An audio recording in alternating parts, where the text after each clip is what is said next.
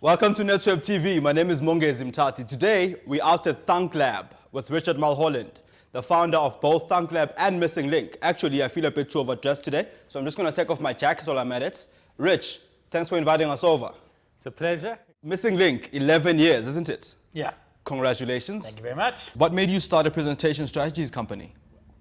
I used to work in staging. I worked in rock and roll, and I used to rent people a lot of gear to try and make presentations better, lighting, sound, AV, and I realized the gear had nothing to do with it. The guy was either a great presenter or not, and I thought I was fixing the wrong things, so we started fixing the presentations, started off very small, and that's where it went from there. Awesome. So in 11 years, it was the first time a presentation strategies company was being started here 11 years ago. Well, yeah, I mean, you understand that presentations are pretty much seen as the unsexy part of design and video and things like that. So there wasn't a lot of competition. There was a lot of people who would do presentations, but they would attack it as designers, not as people thinking about delivering a message in a live audience space.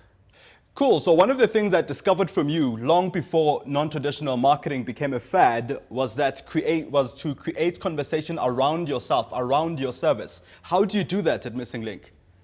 You have to understand and separate who you are from what it is you do. And when we realized that we needed to get people talking about us, so we just wanted people to talk about who we are as people. You know, people don't come to Missing Link because they don't know how to open PowerPoint. We kind of spoke earlier about having no competition in the space, but basically every single PA and every single person in the world who can open PowerPoint is a competition. What we were up against, though, is that people were bored. So what we needed to create was a solution to boredom. We needed to create something that when somebody walked into our office, they'd say, wow, these guys are not boring. I want a presentation that isn't boring, the fit is good. And then we just set out to be ourselves and to have a lot of fun, and from there it came. How do corporates receive you as a group of young guys who walk into boardrooms with tattoos and shorts? As soon as the second they see us, they immediately put us in a creative category. And to be like this in a creative space is very acceptable. So no matter where you are, people are used to seeing ad agencies and creative agencies in that space. We're okay to have them think about that as we walk in the door if it makes them comfortable. But our challenge really with this comes in because we don't want to be seen as just a creative company. We want to be seen as a strategic partner. We want to be seen as somebody that they'll come to for content advice, for messaging advice. And that takes a little longer. But by a little longer, I mean 10, 15 minutes until we can actually show what we're worth. Now, in terms of where you guys are now, I know that you guys are doing quite a lot of big projects at the moment. How do you pitch for such projects if you're a company who's known to be doing small projects at a time or from project to project basis? Well, you need to be very mindful of what it is, how people perceive you, and how you can use that to your advantage or disadvantage. So if you're the big player going into a pitch, you'd be saying, well, you know, we have, you know, we're a very large company, we have all the support and infrastructure and things on our side. If you're the small company, you're going to go in saying, you know, we're young, we're agile, we're able to give you what the kind of levels of service that the bigger companies can't give you. And I guess the way Missing Link plays it is that we see ourselves as, we think like a small entrepreneurial organization, and we always have done, but yet we still have a really large infrastructure that is able to deliver the products that we promise you and the service that we promise. There's 500 other companies that could do presentations. If our clients feel that that's good enough, they're going to categorize us in the same way as them. So you're never really able to transcend the commodity that you'd like to do as a business owner.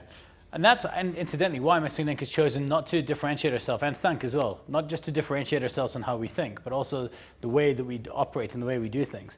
And that mustn't be an act. That's got to be true to yourself. So for you, what are the biggest inhibitors of innovation? I think the way that people perceive innovation. There's a quote by a guy called George Bernard Shaw. It says, some look at things that are and ask why. I dream of things that never were and ask why not. And that's the conventional wisdom on innovation, the conventional mindset that we've got to look at things that aren't around yet and say, hey, why don't we do this? I think that entrepreneurs, for example, I don't think that they're driven by love. I don't think they're thinking about the world and think, hey, let's create a world that's this. Entrepreneurs pick up something and look and say, I can do this better. Yeah, I hate this. This is shit. We can make this a better way. And I think that's what the world needs, is more people to hate different things. You need to look at things that are done and dislike them.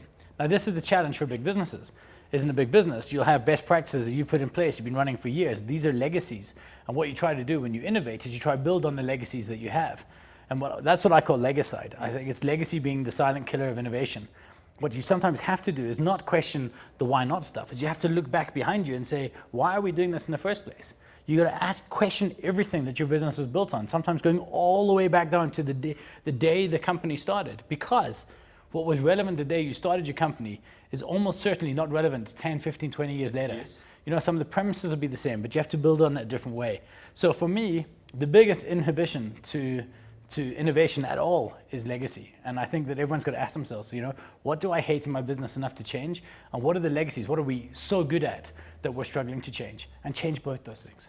If you're the best at something, in fact, if you're so good at anything, why would you want to change it? Because if you're so good, another business is never going to be able to beat you at your own game. So what are they going to do? They're going to change the game for you. Your question you have to ask yourself is, can you afford to let somebody else come in and innovate your business for you, no matter how good you are? Because let me say this, no matter how good and how on top of your game you are, it just makes you a bigger target for the small people coming in.